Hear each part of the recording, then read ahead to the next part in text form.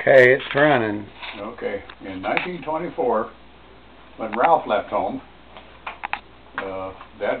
we didn't have a hired man then. Uncle Ernie got sick and was in the hospital, so Dad had me driving horses. And in July, when we were throwing the corn in, the last cultivation, I was driving 4 head of horses, and along about 3 o'clock in the afternoon, my dad was shaking me awake, and horses come to the end of the field, and nobody turned them because I was sitting on this cultivator, and Dad had always tied a little rope around me so I wouldn't fall off and get chopped up with the cultivator. But anyway, he reminded me of that the rest of my life, about going to sleep. And old Dick and Deck just come to the end of the field and stopped. And you can call that the good old days if you wanted to. That's how we done it, huh? That's how we done it.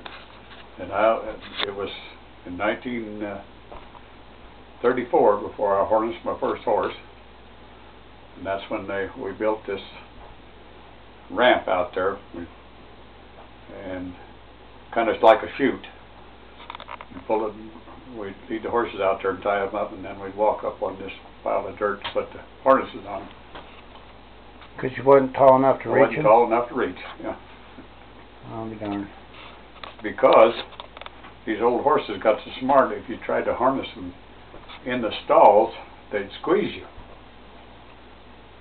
If you went in, you have 2 horses like this. If you go in this side, well, they both squeeze you. If you went in between them, that was really dangerous, because they just squeeze you. They wouldn't really hurt you. I don't think anybody ever got hurt, but they squeezed you so bad that you couldn't put the harness on. Well, pretty good sized horses.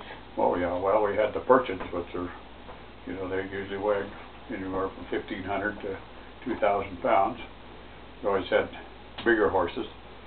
I remember Walt Clay was always coming up and borrowing a horse, because they always had 3, and whatever one we'd loan them. But the thing of it was, every night they had to bring him home, because they didn't have any food for him.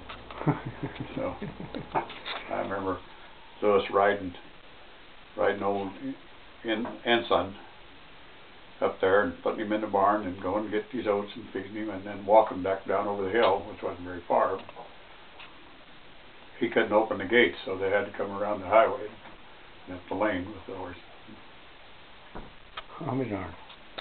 That's quite a story. Yeah, and his widow lives here now.